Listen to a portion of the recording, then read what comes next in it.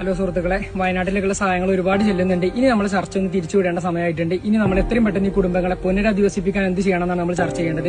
കേരളത്തിൽ 941 പഞ്ചായത്തുകളും 6 കോർപ്പറേഷനുകളുണ്ട്. ശരിക്കും ഒരു പഞ്ചായത്ത് ഒരു വീട് ഏറ്റെടുത്ത് കഴിഞ്ഞാൽ വളരെ സിമ്പിളായിട്ട് നമുക്ക് അവരെ പുനരധിവസിപ്പിക്കാൻ സാധിക്കും.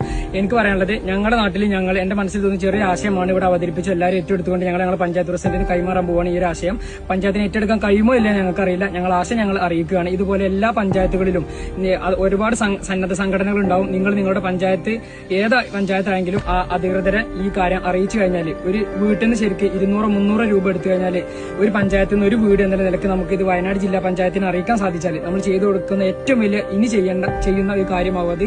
അപ്പൊ എല്ലാവരും പറ്റുമെങ്കിൽ പരമാവധി ഇത് ഷെയർ ചെയ്തിട്ട് പരമാവധി ആളുകളിലേക്ക് എത്തിച്ചിട്ട് ഈ ഒരു ആശയം എത്തിച്ചിട്ട് ഒരു പഞ്ചായത്തിൽ നിന്നും ഒരു വീട് എന്നുള്ള നിലയ്ക്ക് നമുക്ക് അവർക്ക് ചെയ്തു കൊടുക്കണം. ആ ഒരു ആശയം പരമാവധി ഏറ്റെടുക്കാൻ എല്ലാവരും ശ്രമിക്കണം. നടക്കൂല നമുക്കറിയില്ല. പരമാവധി ശ്രമിച്ചുകൊണ്ട് ഈ ഒരു ആശയം എല്ലാവരിലേക്കും നിങ്ങൾ എത്തിക്കണം. അതായത് പഞ്ചായത്ത്